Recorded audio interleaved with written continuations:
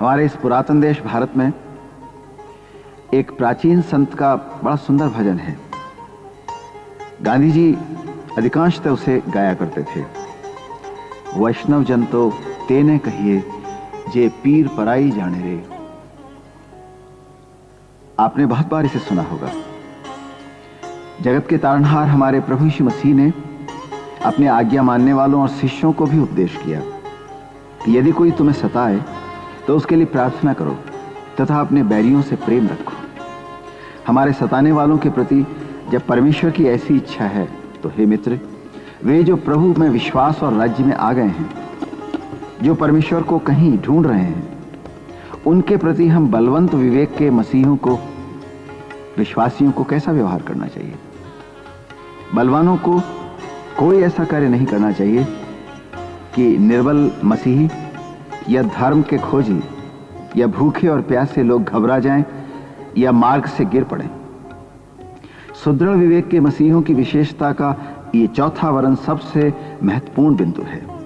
Romeo 14 अध्याय 13 पद में परमेश्वर कहता है, सो आगे को हम एक दूसरे पर दोष न लगाएं, पर तुम यही ठान लो कि कोई अपने भाई के सामने ठेस या ठोकर खाने का कारण न रखे। यह आज्ञा हमें उस वास्तविकता तक ले आती है जिसका उल्लेख पौलुस ने पहले कुरिन्थियों 8, 9 और 10 अध्याय में किया है। कुरिन्थ में समस्या ये थी, यदि आप स्थानीय मंदिर में दावत पर निमंत्रित हैं, क्या आपको जाना चाहिए? आखिरकार वह मूर्ति पूजक मंदिर है और दावत का भोजन पहले मूर्ति को चढ़ाया ही जाता है। पौलुस ने कहा कि उससे तुम्हें तो हानि नहीं होगी, लेकिन तुम्हारे निर्बल भाई को शायद इससे ठोकर लगे। यदि आपका वो भाई आपको मंदिर में देखेगा तो वह आपके विवेक के विरुद्ध चलने को लुभाया जाएगा और आप उसको ठेस लगने के कारण होंगे। मैं ऐसे कई कार्य कर सकता हूं जिनसे मुझे तो ठोकर नहीं लगती, लेकिन वे शायद दूसरों के लिए ठेस लगने का कारण हो जाएंगे। हम ऐसा कोई भी काम न करें कि निर्बल जन ठोकर खाए। हमें सुदृढ़ विवेक के कारण प्राप्त स्वतंत्रता के प्रयोग के द्वारा हमारे निर्बल भाई को शोकित नहीं करना चाहिए, उसे समस्याओं में नहीं फंसाना चाहिए। रोमियो 14 अध्याय 15 पद बतलाता है, यदि तेरा भाई तेरे भोजन के कारण उदास होता है तो फिर तू प्रेम की रीति से नहीं चलता। जिसके लिए मसीह मरा उसको तू अपने भोजन के द्वारा नाश मत कर। हम जो भी चाल चलें वो अपने आप को प्रसन्न करने के लिए नहीं, उससे हम अपने निर्बल भाई को प्रसन्न करें। हमें से हर एक अपने पड़ोसी को उसकी भलाई के लिए सुधारने के निमित्त प्रसन्न करे। रोमियो 15 अध्याय 2 पद। आप शायद कहें, अरे वाह, अपने भाई को प्रसन्न भर करने के लिए मैं क्यों अपनी स्वतंत्रता को छोड़ूं? इसलिए क्योंकि यही भाई प्रभु को ढूंढ रहा है, मसीह को प्रेम करता है, परमेश्वर का भक्त है। किसी दूसरे को ठोकर लगे इसके लिए आप अपनी स्वतंत्रता का उपयोग क्यों करें? इन बातों में व्यवहार करके समय हमें बहुत सतर्क करता है। हमें चैतन्य रहना चाहिए। हमें बहुत छोटी छोटी बातों पर ध्यान रखना चाहिए, क्योंकि हमें प्रेम में चलना आवश्यक है। बलवान मसीही की 5वीं जिम्मेवारी है उसे मेल मिलाप रखना चाहिए। रोमियो 14 अध्याय उसके 19 पद में परमेश्वर का आत्मा कहता है, इसलिए हम उन बातों का प्रयत्न करें जिनसे मेल मिलाप और एक दूसरे का सुधार हो। कुछ मसीही सदैव लड़ाई झगड़ों में फंसे रहना चाहते हैं। वो अदालतबाजी करना चाहते हैं। वो एक दूसरे पर दोष लगाना पसंद करते हैं। वो काट कूट करना पसंद करते हैं। वो पीठ के पीछे निंदा और चुगलखोरी करने में आनंदित होते हैं।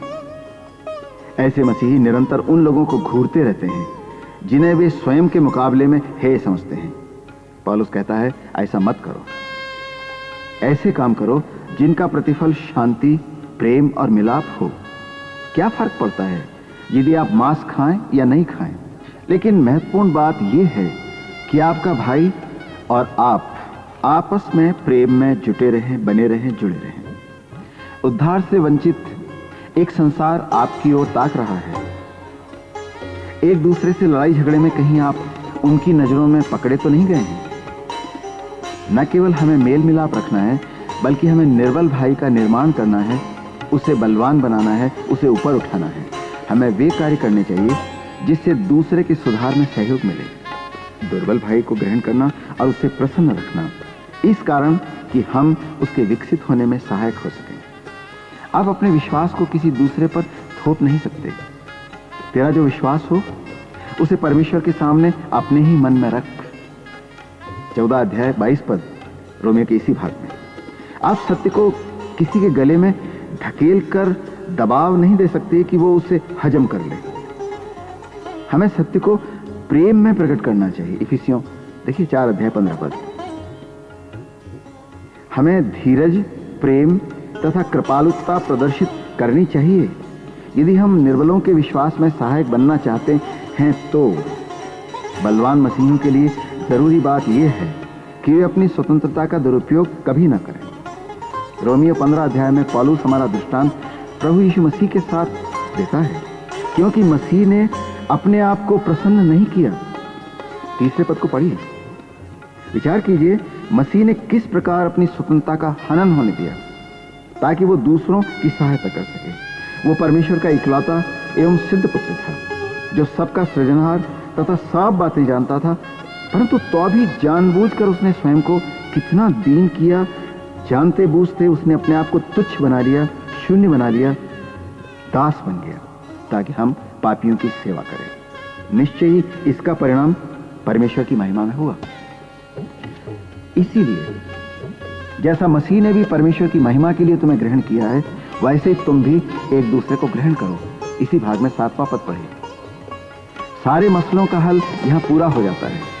निर्बल मसीह को अपनी संगति बलवानों से इसलिए नहीं तोड़ लेना चाहिए कि भोजन पदार्थों, बाइबल अनुवादों, उपासना गीतों, उपदेश के तरीकों या अर्चना पद्धतियों में हमें और उनमें अंतर है।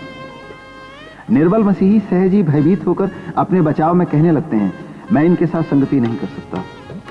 ये लोग बड़ा समय लगाते हैं, 3 घंटे ले लेते हैं। इनके उपदेश मुझे कठोरता से आज्ञा पालन की बातें कहते हैं।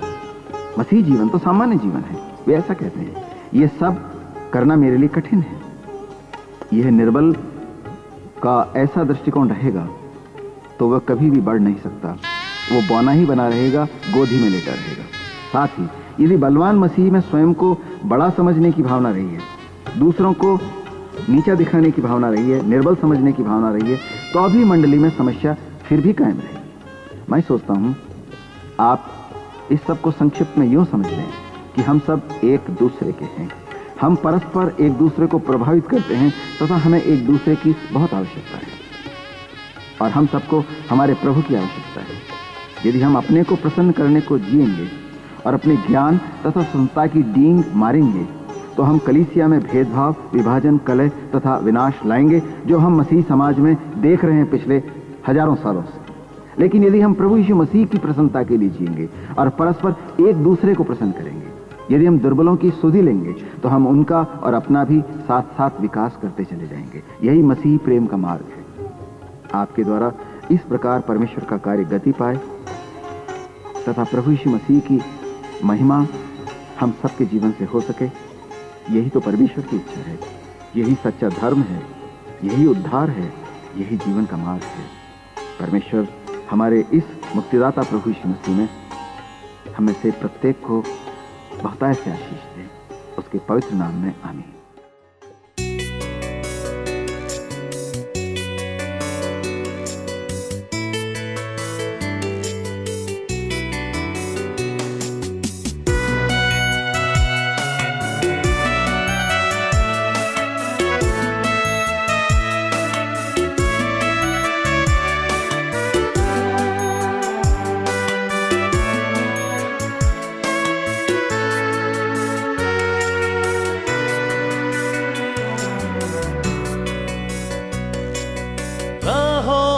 कांटे अगर हो, रुकना नहीं, चलते जाना।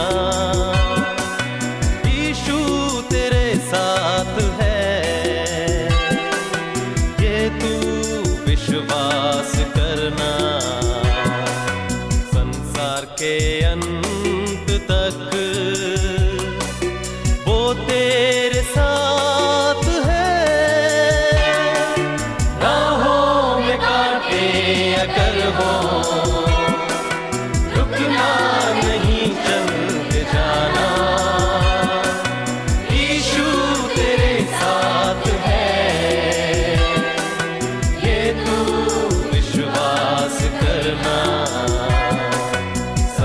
संसार के अंत तक वो तेरे साथ है।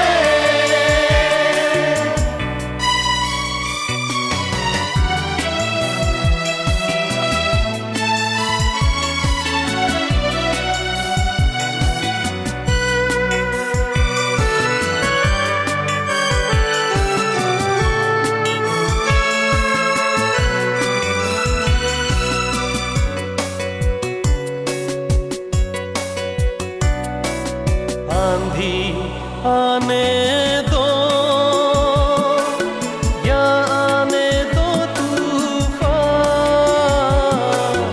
आंधी आने दो या आने दो तूफान, वो नैया क्या डूबेगी जिसमें है यीशु कांटे अगर हो रुकना नहीं, चलते जाना, यीशु तेरे साथ है, ये तू विश्वास करना। संसार के अंत तक वो तेरे साथ है।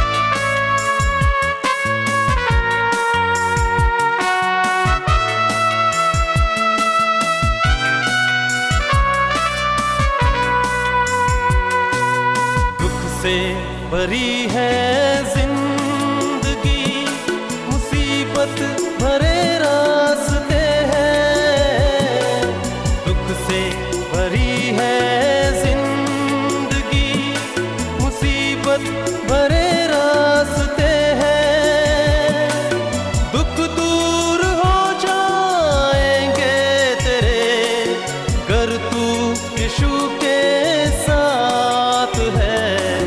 राहों में कांटे अगर हो रुकना नहीं, चलते जाना, यीशु तेरे साथ है, ये तू विश्वास करना। संसार के अंत तक वो तेरे साथ है।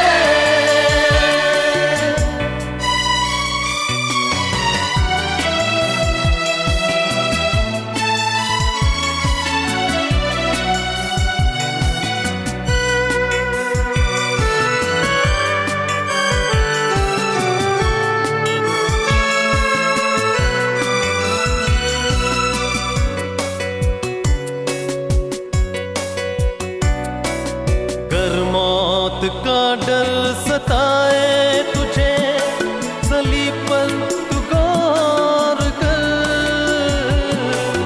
कर मौत का डर सताए तुझे, सलीब पर तू गौर कर। यीशु ने मौत को जीत लिया है, उस पर तू विश्वास कर।